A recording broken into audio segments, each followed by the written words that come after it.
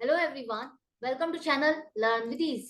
आज का टॉपिक है एडमिशन ऑफ अ पार्टनर, जिसमें हम सॉल्व करेंगे question number 62, chapter 3, D K Goyal की बुक से, class 12 accounts. Online sessions, online classes के लिए आप मुझे इस नंबर पर व्हाट्सएप कर सकते हो अपना नाम और क्लास। अगर आप डीके गोयल के साथ साथ टीएस ग्रेवाल बुक को भी फॉलो कर रहे हो तो इसी चैनल की प्लेलिस्ट को क्लिक करो, आपको न्यू एडिशन के सॉल्यूशंस अपलोडेड मिलेंगे। साथ में ही कम्युनिटी सेक्शन में एमसीक्यूज मिलेंगे क्विज की फॉर्मेट में, और एमसीक्यूज के सॉल्यूशन शॉर्ट्स में। तो बहुत कुछ है चैनल पर, विजिट द चैनल। अच्छा लगे तो शेयर और सब्सक्राइब जरूर करना। आज के क्वेश्चन में दो पार्टनर है, ए और B. Profit sharing ratio 3:1। Balance sheet 31 March 2024 की आपको दी गई है। 1 अप्रैल 2024 को एक नया पार्टनर इनको ज्वाइन करने वाला है। न्यू प्रॉफिट शेयरिंग रेशियो हो जाएगी 3:2:1। लैंड और बिल्डिंग की रिवैल्यूएशन की गई है। सभी डेटर्स कहा गया है कि सभी अच्छे हैं, मतलब सबसे पेमेंट उनको मिल जाएगी। सी अपना शेयर ऑफ प्रॉफिट जितना भी है उसका 1/6 शेयर ऑफ प्रॉफिट के लिए 5 लाख की कैपिटल और शेयर ऑफ गुडविल 60,000 लेकर आ रहे हैं। आपको बनाना क्या है, सिर्फ कैपिटल अकाउंट्स बनाने। कैसे करोगे देखो। जब भी एडमिशन ऑफ अ पार्टनर का क्वेश्चन है, मैंने हमेशा आपको कहा है कहां से स्टार्ट करोगे, गुडविल के एडजस्टमेंट से। तो गुडविल के एडजस्टमेंट के लिए हमें चाहिए सेक्रीफाइसिंग रेशियो। सेक्रीफाइसिंग रेशियो निकालने के लिए आपके पास ओल्ड रेशियो और न्यू रेशियो, बस यही डाटा है। तो आपको ओल्ड में से माइनस करो न्यू रेशियो, तभी पता चलेगा कि किसका शेयर ऑफ प्रॉफिट घटा। यहां पर ए का चेक करते हो तो उसका शेयर ऑफ प्रॉफिट घट रहा है, पहले से कम हो गया उसका शेयर, मतलब ये तो सेक्रीफाइस कर रहा है, इसका शेयर ऑफ प्रॉफिट घट रहा है। बी का चेक करो, उसका शेयर ऑफ प्रॉफिट तो पहले से बढ़ गया। सी के आने पर सिर्फ सी को ही प्रॉफिट नहीं हो रहा, बी को भी प्रॉफिट हो रहा है। ए का शेयर ऑफ प्रॉफिट सिर्फ सी को ही नहीं मिल रहा, बी को भी मिल रहा है, तो बी को गेन हो रहा है। तो सेक्रीफाइस करने वाला सिर्फ ए की पार्टनर है, ए का कुछ शेयर ऑफ प्रॉफिट बी को मिल रहा है और कुछ सी को मिल रहा है। क्लियर है, यहां तक हो गया। अब गुडविल जो कि सी लेकर आ रहा है वो 1/6 शेयर ऑफ प्रॉफिट। रेशो के हिसाब से क्या पता चल रहा है आपको, सी का शेयर ऑफ प्रॉफिट क्या है, 1/6 है, जिसके लिए वो गुडविल लेकर आ रहा है 60,000। अब ये 60,000 1/6 की वैल्यू है, हमें बी का शेयर ऑफ गुडविल भी निकालना होगा, क्योंकि बी की वजह से भी ए का शेयर ऑफ गुडविल घटने वाला है। उसको भी तो ए का शेयर ऑफ गुडविल मिल रहा है, तो उसको कितनी पेमेंट करनी है, ये तो सी लेकर आ रहा है, जो उसको पेमेंट करनी है ए को। ए का जो शेयर ऑफ गुडविल जो इसको मिलने वाला है, उसके लिए ये कंपनसेट करने के लिए ये अमाउंट ला रहा है। लेकिन बी को कितनी पेमेंट करनी है ये आपको निकालनी होगी। ये आप तभी निकाल पाओगे जब आपको सारी पूरी गुडविल पता हो, फर्म की टोटल गुडविल क्या है।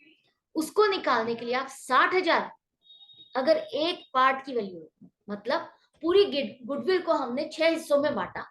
पूरी गुडविल के हमने कितने हिस्से किए, 6 हिस्से। उसमें से एक हिस्सा हमने सी का बनाया था जो कि 60,000 है। तो एक हिस्से की वैल्यू अगर 60,000 है तो 6 हिस्सों की वैल्यू टोटल 3,60,000 हो जाएगी।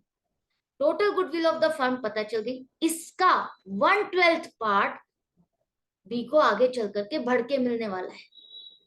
जो उसका शेयर ऑफ है प्रॉफिट गुडविल वो तो है ही, लेकिन ए का 1/12 शेयर ऑफ गुडविल भी इसको मिलने वाला है, जिसकी वैल्यू क्या बनेगी, 30,000। तो 30,000 ए का शेयर ऑफ गुडविल बी को मिल रहा है और 60,000 सी को मिल रहा है।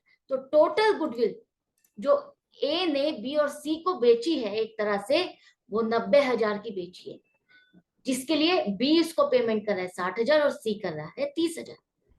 यहां तक क्लियर हो गया। अब आ जाओ जर्नल एंट्रीज क्या बनेगी।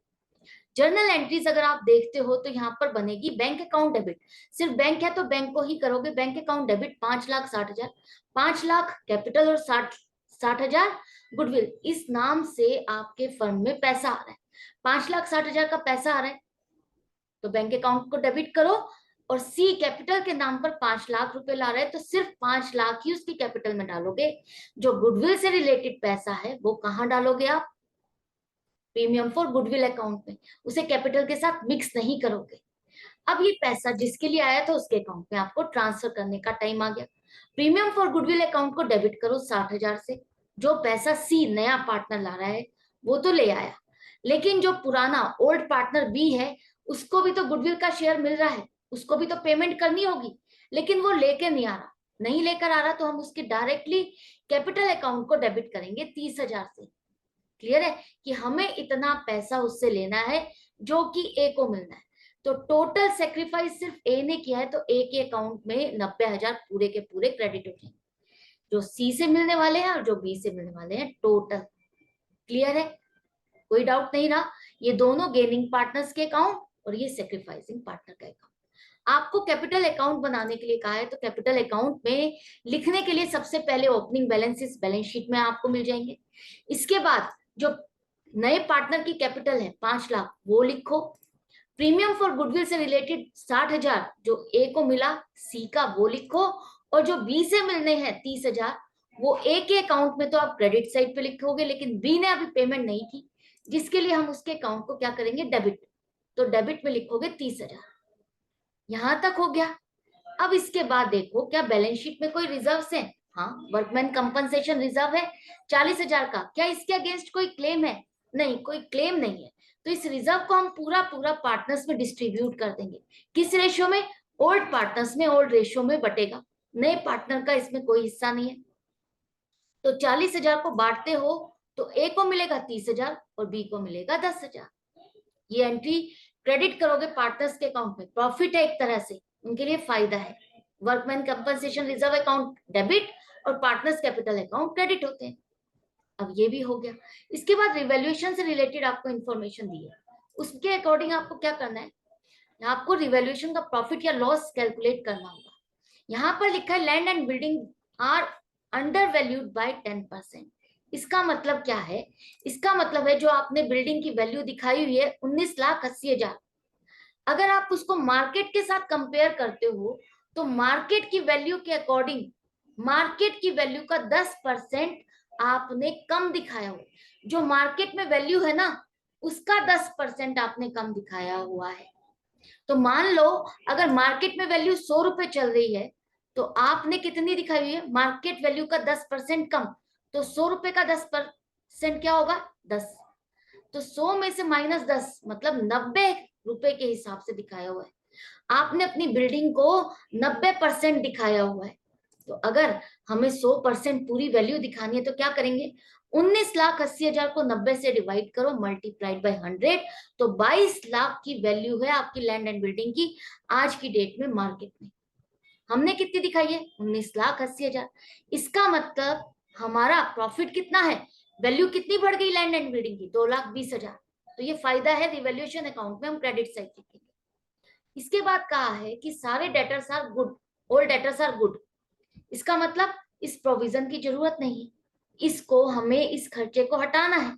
ये जो हमने प्रोविजन बनाया हुआ है इसकी जरूरत नहीं है। 3,88,000 नहीं, हमें तो पूरे 4 लाख डेटर से पेमेंट मिल जाएगी। तो एक तरह से आपके 3,88,000 के डेटर्स की जगह कितने डेटर्स हो गए, 4 लाख के हो गए। तो 12,000 से डेटर्स इंक्रीज हो रहे हैं। ये प्रोविजन आप जो खर्चा ऐसे ही डाल रहे हो, इस खर्चे की जरूरत नहीं है। तो हम क्या करेंगे, ये हमारे लिए फायदा है एक तरह से। तो by provision for dates account 12,000 से क्रेडिट साइड पे लिखोगे।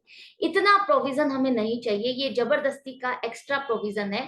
तो इसको रिवर्स करने के लिए पहले अगर हमें बनाना होता है तो हम कहाँ डालते हैं, खर्चे में डालते हैं, डेबिट साइड डालते हैं। जब प्रोविजन नहीं चाहिए तो वो हमारे लिए फायदा है, तो हम कहाँ लिखेंगे, क्रेडिट साइड पे लिखेंगे। क्लियर हो गई अब आपको ये बात? अब देखो टोटल आपका रिवैल्यूएशन का प्रॉफिट कितना हो गया, 2,32,000, जिसे ओल्ड पार्टनर्स में ओल्ड रेशियो में बांटोगे और उनके कैपिटल अकाउंट को क्रेडिट करोगे तो 1,74,000 ए को मिलेगा, बी को मिलेगा 58,000। ये रिवैल्यूएशन अकाउंट आपको बनाने के लिए नहीं कहा है, सिर्फ रफली आप बना लो, कैलकुलेशन करने के लिए जरूरी था, आपको समझाने के लिए, इसीलिए मैंने बनाया। तो 1,74,000 और 58,000 का रिवैल्यूएशन का प्रॉफिट अब पार्टनर्स के कैपिटल अकाउंट में क्रेडिट साइड पे लिखो। ये भी हो गया। सब कुछ होने के बाद क्लोजिंग बैलेंस निकालो। क्लोजिंग बैलेंस आपको मिल गए 22,94,000, 10,38,000 और 5 लाख। एंड में लिखो टोटल। ये क्वेश्चन हो गया आपका। आई होप अच्छे से आपको अब ये क्वेश्चन क्लियर हो गया है, कोई डाउट या कंफ्यूजन नहीं रही होगी। अगर है तो आप कमेंट सेक्शन में लिख करके पूछ सकते हो। अदरवाइज हम अपनी प्रैक्टिस को जारी रखेंगे, प्रैक्टिस करते रहेंगे और मिलते रहेंगे हर क्वेश्चन में। तो goodbye and take care, मिलते हैं नेक्स्ट क्वेश्चन में।